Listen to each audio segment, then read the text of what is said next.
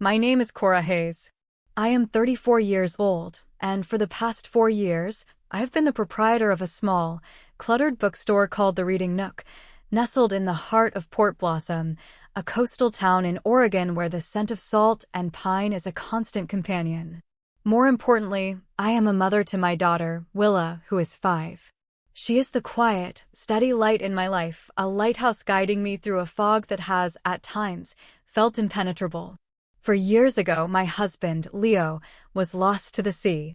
He was a sailor, born to the rhythm of the tides, and he'd gone out on his boat for a weekend trip up the coast. A sudden squall, one of those unpredictable furies the Pacific can conjure from a placid blue sky, capsized his vessel. They found the wreckage, but they never found him. I had just finished reading Willa a story about a brave little mouse when the Coast Guard knocked on our door. She was only a year old, too young to grasp the finality of absence, to understand why the door to our little cottage would no longer open to the sound of her father's laughter. In the aftermath, the silence in our home was a physical presence. It settled in the corners and filled the empty space on Leo's side of the bed. Raising Willa alone has been a lesson in both terror and grace. Every scraped knee feels like a crisis. Every cough in the night sends a jolt of panic through me. But she, in her infinite and innocent wisdom, has been my anchor. Our days are a gentle cadence of shared breakfasts with too much maple syrup, walks along the misty shoreline collecting sea glass, and evenings spent curled in the big armchair in our bookstore, reading stories until her breathing deepens into the soft rhythm of sleep. I often stay there long after, the scent of old paper and her clean hair filling my senses, just to feel the reassuring weight of her in my arms. Leo's mother, Eleanor, lives about 20 minutes away, in a formidable old Victorian house perched on a bluff overlooking the ocean. It's a place of stark, windswept beauty, but inside, the air is always still and cool, smelling faintly of lemon polish and a profound, unspoken disapproval. After Leo's death, Eleanor's offers of help were always tinged with a brittle edge, as if my grief were an inconvenience and my ability to raise Willa a matter of constant, silent scrutiny. She never explicitly said she disapproved of me, but it was there in the tight line of her mouth when Leo first brought me home, a bookstore clerk with pain on my fingers and a heart full of stories. It was there in the way she looked at me across the solemn quiet of Leo's memorial service, a look that said I was not the woman she had chosen for her son, that my love had somehow been insufficient to keep him safe from the sea. Despite this, she is Willa's grandmother, the only living link to the father she will never know. I felt it was my duty to foster that connection, to not let my own discomfort sever that fragile thread. So, Willa would spend an occasional afternoon with Eleanor. The visits were brief, and I always stayed within a short drive. Willa never seemed to mind them, but she never chattered excitedly about them afterward, either. She would return to me quiet and thoughtful, as if she had spent the afternoon in a library instead of her grandmother's house. I chalked it up to Eleanor's formal nature and kept the visits sporadic. Last month, the annual Pacific Northwest Rare Book Fair was scheduled in Portland. For my small business, it was a significant opportunity, a chance to source unique inventory, to network, to feel a part of a world I loved. It meant staying overnight, just for one night. My sister, who is my usual lifeline, was on vacation. My parents are retired in Arizona. My options were limited, and with a heavy heart, I knew I had only one. When I called Eleanor to ask if she might watch Willa, the silence on the line was long and weighted. Finally, she said, "Of course, Cora." I was beginning to think you would never trust me with her for more than a few hours. Her tone was a carefully crafted mixture of martyrdom and victory. It should have been a warning, a red flare against a stormy sky, but I was out of options, so I chose to see it as an olive branch. The morning I dropped Willa off, she was a vibrant splash of color against the gray day, her yellow raincoat bright, her small hand clutching her beloved stuffed bear, Bosco, whose button eyes and patched body were a testament to 5 years of steadfast companionship. I had packed her favorite star-shaped sandwiches, her worn copy of The Velveteen Rabbit, and a little note with a drawing of the two of us, tucked inside her pajama pocket. At the imposing front door, I handed Eleanor the small duffel bag. I wrote down her bedtime routine, and her nightlight is in the side pocket, I said, my voice betraying a nervousness I was trying to hide. Eleanor took the bag without meeting my eyes. Cora, I raised a son, she said, her voice crisp. I am quite capable of caring for my granddaughter for one night. I nodded, forcing a smile. I knelt and hugged Willa tightly, breathing in the scent of her hair. Be a good girl for Grandma, sweet pea. She was more interested in showing Eleanor the new page she could read by herself, her little brow furrowed in concentration.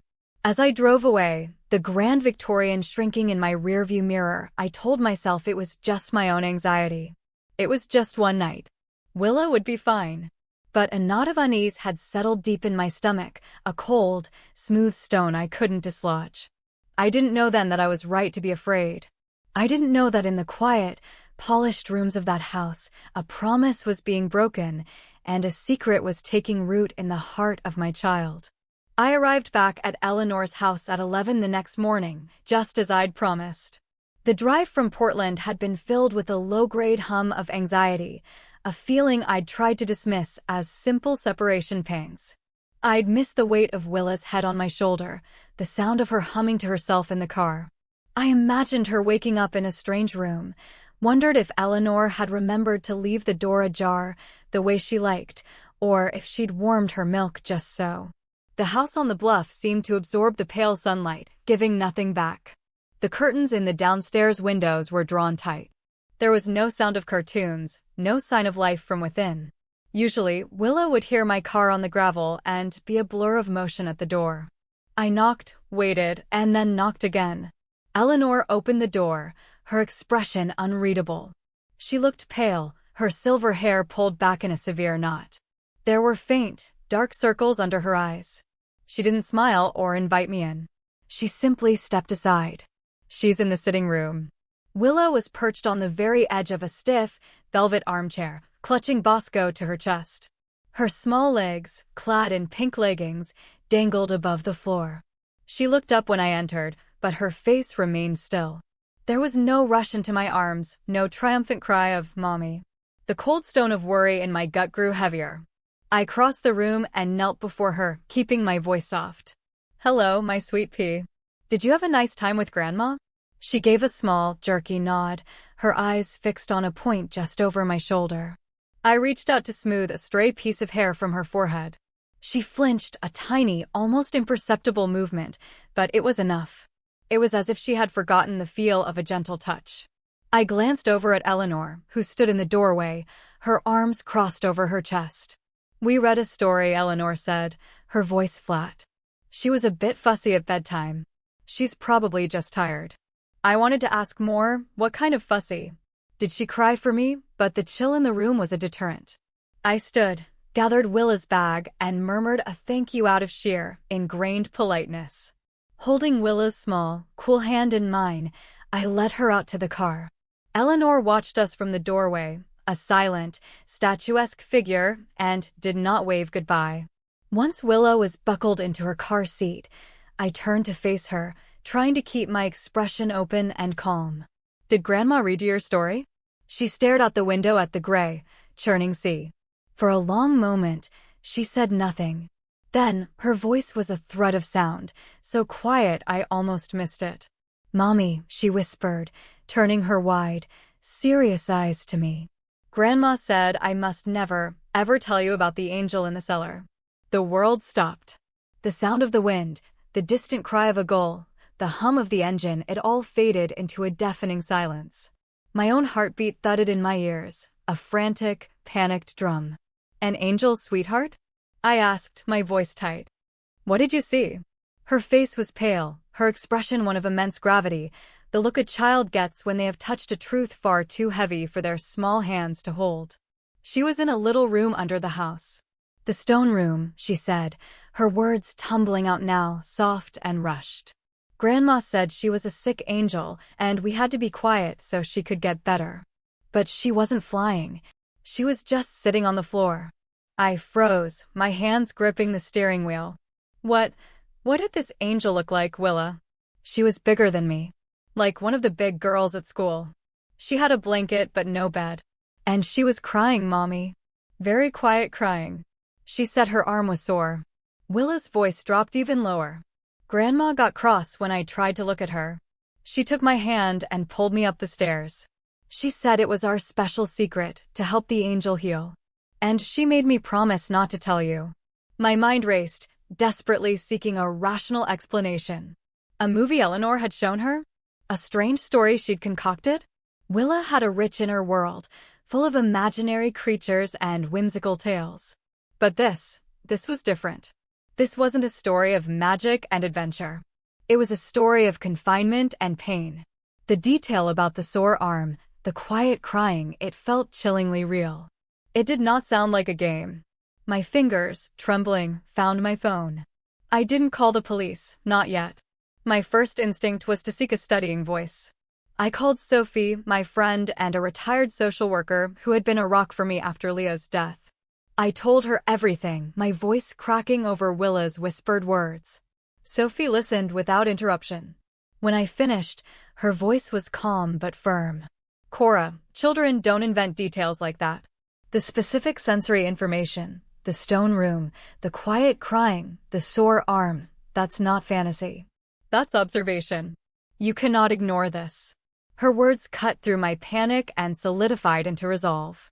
I drove us home, my mind a whirl of terrifying possibilities.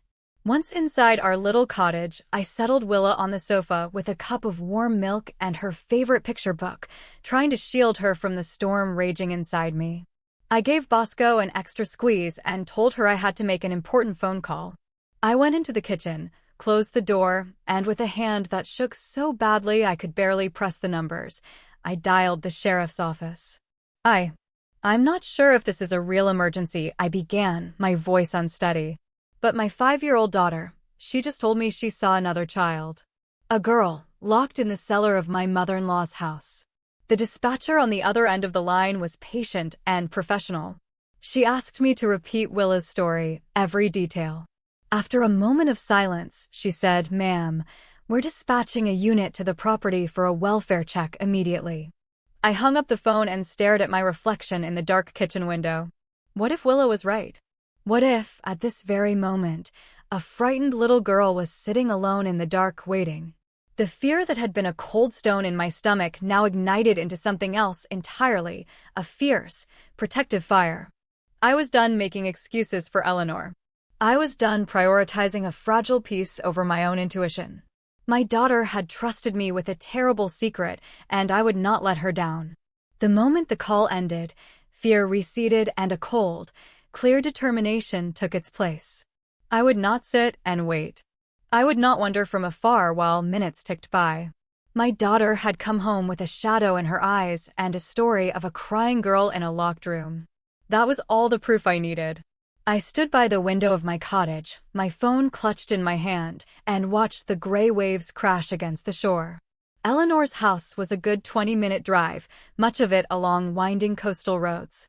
If someone was in danger, every second mattered. I grabbed my keys.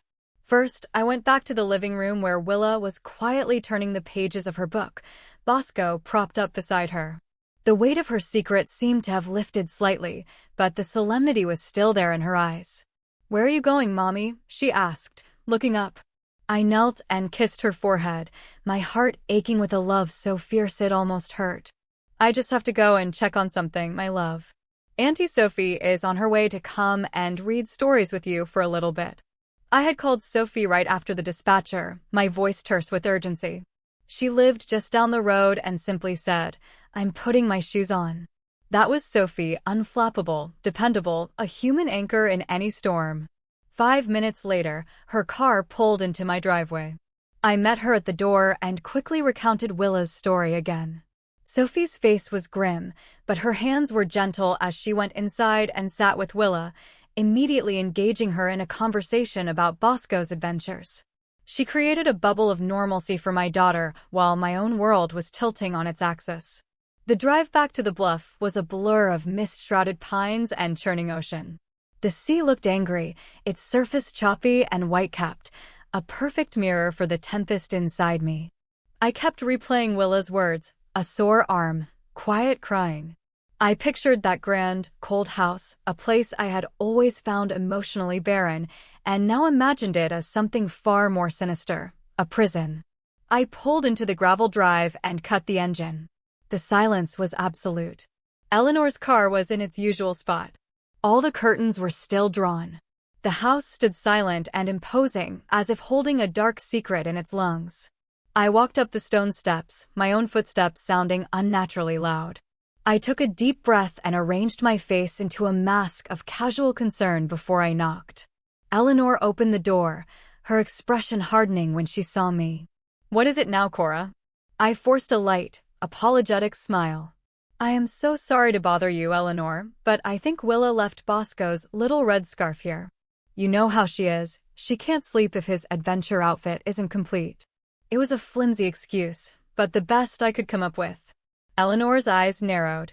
She didn't move from the doorway. "I didn't see any scarf when I tidied up. Could I just take a quick look in the guest room?" It would only take a second. She's so distraught. A long, tense moment passed between us. I could feel her weighing my presence, my motives. Finally, with an irritated sigh, she stepped back. "Fine. But be quick about it." I stepped into the cool, still air of the house. It was immaculate, but it felt sterile, devoid of warmth or life.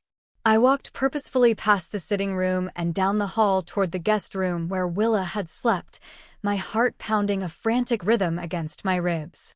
I made a show of looking around the room, opening a drawer, rustling the bedding, all the while listening, trying to orient myself.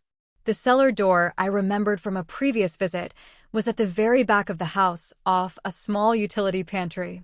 "I told you, it's not in there," Eleanor called from the hallway, her voice sharp. I ignored her, my feigned search leading me out of the guest room and toward the back of the house. I saw it, a heavy, dark wood door with an old iron bolt. I reached for the handle. "Don't open that," Eleanor snapped. Her voice was no longer just irritated, it was sharp with command, with something that sounded like panic. She was moving toward me now. "I just want to check if her scarf fell down the stairs," I said, my voice steady despite the tremor in my hands. "She was never down there," Eleanor insisted, her eyes flashing. My hand rested on the cold metal of the bolt. "Then why did she tell me she saw a girl, Eleanor? Why did she tell me about an angel who was crying?" The color drained from Eleanor's face, replaced by a mask of cold fury. "She's a child. She has an overactive imagination, something she clearly gets from you." "Not like this," I said, taking a step back as she advanced. "She doesn't make up stories about children being hurt." I held up my phone. "I've already called the sheriff, Eleanor. They're on their way."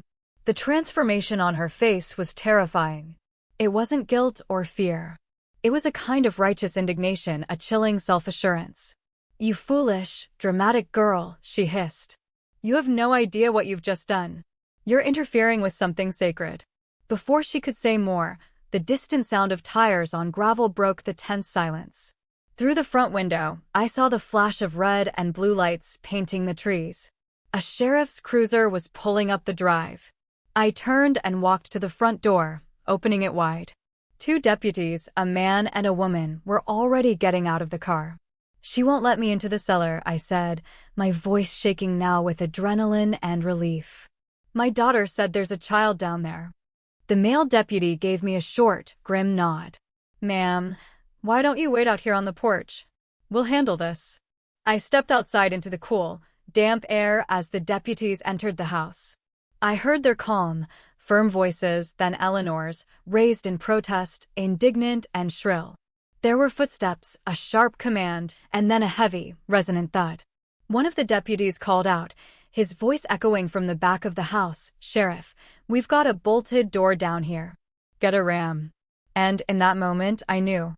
It was all real. My 5-year-old daughter, with her quiet voice and her heavy secret, had told the truth. Somewhere behind that locked door, in the cold and the dark, a child had been waiting for someone, anyone, to believe her. I stood rooted to the porch, wrapping my arms around myself as a chill deeper than the coastal air seeped into my bones. The sounds from inside the house were muffled, but charged with a terrible energy.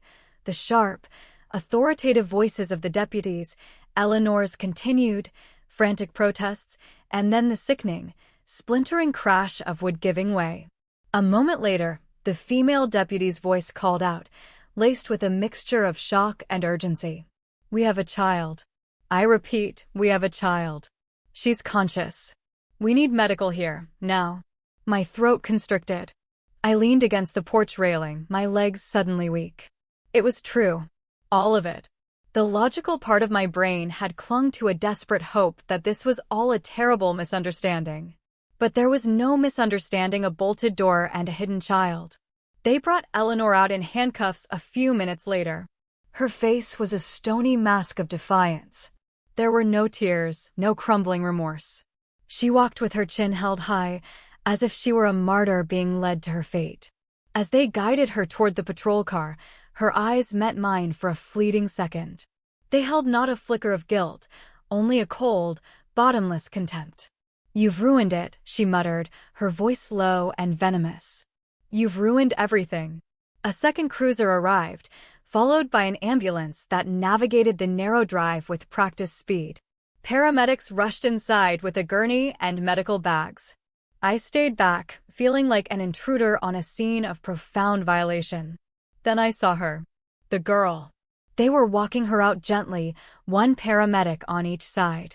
She looked to be about 8 or 9, small and terrifyingly thin, her body swallowed by a thin, gray blanket they had wrapped around her. Her face was smudged with dirt, her dark hair long and tangled. A crude sling, made from what looked like a dish towel, supported one of her arms. Her eyes, wide and dark, darted around, taking in the flashing lights, the unfamiliar faces, with a look of stunned, feral terror. She didn't make a sound. As they guided her toward the open doors of the ambulance, her gaze fell on me. For a single, suspended moment, our eyes locked. I offered her the smallest, softest smile I could muster. It wasn't a smile of joy, but of acknowledgement, a silent message, "I see you. You are not invisible anymore." She stared back, her expression unchanging, before a paramedic gently turned her away. The male deputy came over to speak with me. His professional demeanor was overlaid with a visible layer of strain. "Her name is Eva," he said, his voice low. "Eva Torres. She was reported missing from a town over 2 weeks ago. Abducted from a community park." My stomach churned. How? Why would Eleanor? He shook his head, looking out at the gray, indifferent ocean. "We're still piecing it together. From what we can gather from some papers in the house and what she's been saying, she's involved with some kind of fringe online group. They believe certain children are indigo souls who are being corrupted by the modern world. She seems to believe she was rescuing Eva, protecting her from her own family to perform some kind of cleansing ritual." I stared at the house, at its pristine white paint and dark, watchful windows. I had known Eleanor was cold, judgmental, and steeped in a rigid sense of propriety. I had never imagined a darkness like this, a delusion so profound it could lead her to steal a child and lock her away in a damp, stone cellar. I had left my own daughter in this house. The thought was a physical blow, knocking the air from my lungs. Willa. My brave, perceptive Willa. She hadn't just seen a girl. She had sensed the wrongness of it all, the fear masked as sickness, the prison disguised as a sanctuary. At 5 years old, she had understood more about the heart of the situation than I had in years of trying to appease my mother-in-law. If she hadn't found the courage to whisper her secret, Eva might still be down there. I finally found my voice and called Sophie. After a brief, choked explanation, I asked to speak to Willa. When she came to the phone, her little voice was a lifeline. When I arrived home, she was sitting with Sophie on the rug, building a lopsided tower of blocks. I sat down and pulled her into a hug that I felt I might never release her from. "I need to tell you something very important," I said softly, stroking her hair. "The girl you saw at Grandma's house, Eva, the police found her. And she's safe now." Willa looked up at me, her brown eyes searching my face. "She's not in the stone room anymore?" "No, my love," I said, my voice thick with emotion. "She's not. And it's because of you. You were so brave to tell me what you saw." She was quiet for a moment, absorbing this. Then she leaned her head against my chest and whispered, I was scared Grandma would be mad at me for telling. I know you were, I murmured into her hair. But you did it anyway. And that, my sweet girl, is what real courage is. That night, long after Willa had fallen asleep, I sat in the rocking chair in her room, watching the soft glow of her night light cast dancing shadows on the wall. I thought of Eva, alone in the dark. And I thought of Willa, whose small voice had been the key that unlocked that cellar door. The truth had come from the quietest person in the room, and it had, in the most literal sense, saved a life. The world often tells us to listen to our elders, to respect authority. But that day, I learned the most vital truths can come in a child's whisper. In the weeks that followed, our small town buzzed with the story. Woman arrested in missing child case, the local paper's headline screamed. Grandmother held child in cellar, claimed spiritual rescue. Reporters camped out at the end of my street. Messages flooded my phone and the bookstore's social media page, some offering support, others hungry for lurid details. I ignored it all. My world had shrunk to the size of my little cottage, my focus narrowed to the well-being of my daughter. Willa processed the trauma in the way of children, in fleeting moments and unspoken gestures.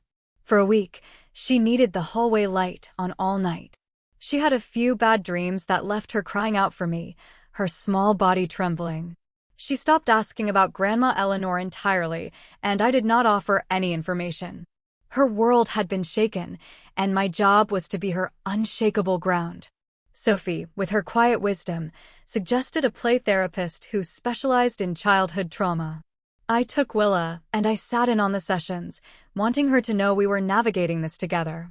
In one session, while drawing a picture of our family, just the two of us and a smiling Bosco the bear, Willa said something that brought tears to my eyes. The therapist asked why she had told me the secret, even though she was scared.